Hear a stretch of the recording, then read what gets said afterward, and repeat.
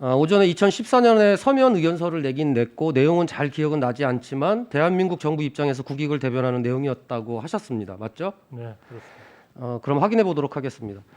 오전에 제가 보여드렸는데 ISD에서 론스타와 다투고 있는 대한민국의 기본 입장은 2006년 당시 외환카드 주가 조작 관련 형사 사건 등의 결과에 따라 당시 론스타에 대해 강제 매각 명령을 내릴 수도 있었기 때문에 론스타의 매각 심사를 연기하는 것은 정당했다. 즉 형사재판 중이어서 그 결과를 지켜봐야 했기 때문에 고의로 매각을 지연시킨 것은 아니다. 이게 이제 대한민국 정부의 입장이에요. 그런데 2006년 당시 재경부 장관이던 후보자께서는 국회에서 출석해서 이렇게 발언을 하셨어요. 화면 보시면 검찰과 감사원의 수사와 이 문제, 즉 론스타의 매각 절차가 진행되는 것은 직결된다고 보기 어렵다고 발언을 하셨습니다. 혹시 기억나시나요? 이게 회의록에 남겨져 있는 회의록이 겁니다. 있으니까 그거는 뭐 맞으리라고 네네. 생각합니다. 네.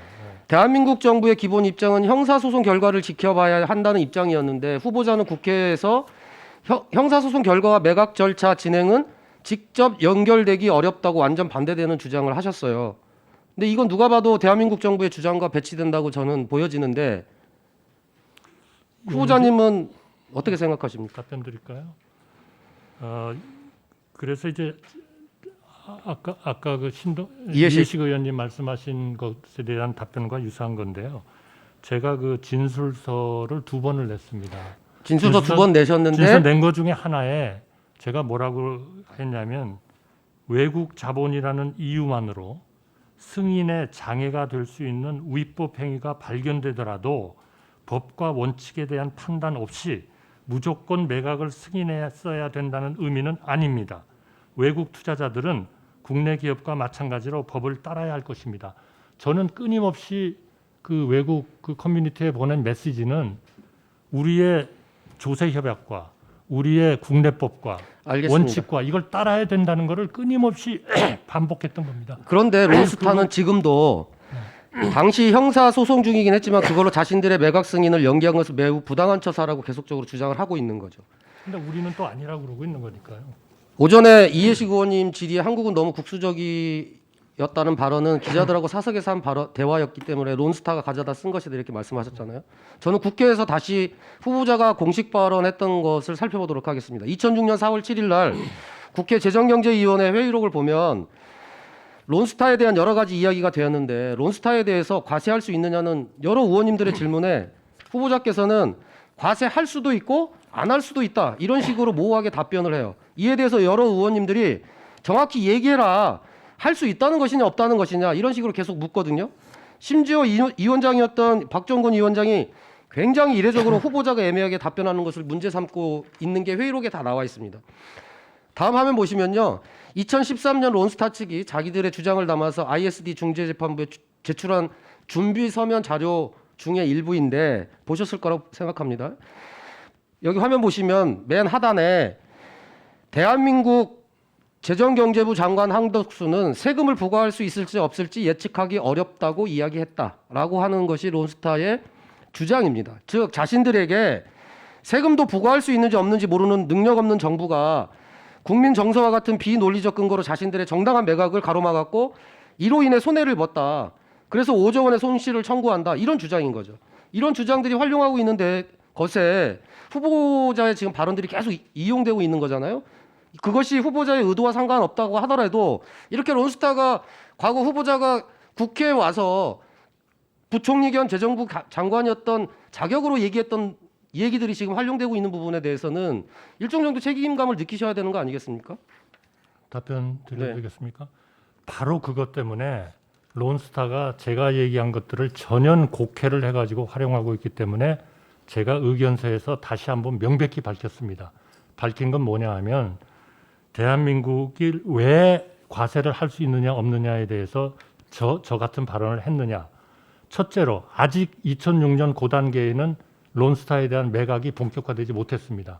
그러면 한쪽에서는 이게 조세 협약에 의해서 벨기에하고의 투자 협정에 의해서 과세를 할 수 없다 이렇게 얘기를 하고 있고 또 우리 국세청이나 또 이런 쪽에서는 이거는 실질 과세 원칙에 의해서 여기 네덜란드에서 실질적인 그런 오퍼레이션을 하는 사람들이 있으면 외국 소득으로 봐가지고 과세할 수 있다. 이런 얘기가 네, 알겠습니다. 계속 있었습니다. 그래서 시간이 없으니까요. 그래서 제가 얘기한 거는 이 문제는 매각이 되고 매각의 조건 그리고 여러 가지 상황을 검토해 가지고 우리 국내 법령과 해외의 조세 협약에 따라서 과세가 결정되는 것이다. 네, 알겠습니다. 지금 이 조문만 보고 후보자님 잠깐만요. 이게 과세다 저 아니다. 그건 안 지금 된다. 질의해야 됩니다. 질의. 죄송합니다. 네네. 네. 그래서 왜 후보자께서 국회에서 이런 답변을 했을까 도저히 이해가 좀 안 됐어요, 사실. 그건 당연합니다. 그래서 제가 살펴보니까 다음번에 질문할 내용 때문에 그러신 게 아닌가 이런 생각이 들었습니다. 론스타가 외환은행을 인수한 것은 2003년이지만 실제로 2002년 10월부터 외환은행을 인수하기 위한 일정이 착착 진행되고 있었어요. 화면 넘겨봐 주시기 바랍니다. 2002년 10월 론스타는 경영권 인수를 전제로 투자 의향서를 제출을 시작으로 2002년 11월 재경부 국장에게 보고를 하고 2003년 2월에 재경부 장관에게 보고를 했습니다. 그리고 4월 달에 MOU를 체결해요. 그리고 6월 달에 정식으로 투자 제안서가 제출됐어요. 그런데 저 시기 2002년 10월부터 2003년 7월까지 후보자께서는 어디에서 일하고 계셨습니까?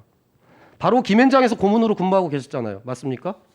맞습니다. 그런데 저는 그 사안에 단 요만큼도 관여하지 않았습니다. 후보자께서는 그렇게 말씀하시는데 2002년 론스타가 대한민국에 투자를 준비했던 그 시기 그리고 김현장은 그 당시에 론스타의 법정 대리인이었어요. 그런데 그 시기에 공교롭게도 후보자가 김현장의 고문으로 가신 거죠. 저는 그렇지 않습니다. 저는